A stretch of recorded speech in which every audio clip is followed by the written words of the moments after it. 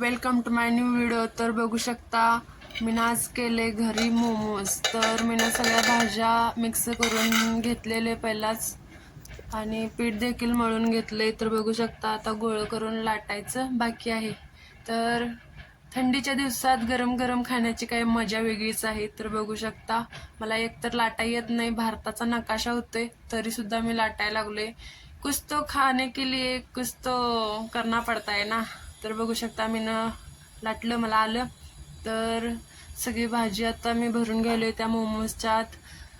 तर बघू शकता तर काहीतरी जुगाड करायला लागते। तर बघू शकता मी इडलीचं भांडं घेतले आणि त्यामध्ये सगळे मोमोज घातलं आणि उकडवले। तर बघू शकता तुम्ही आता पुढे तर मोमोज तयार झालेले आहेत। तर तुम्ही या खायला।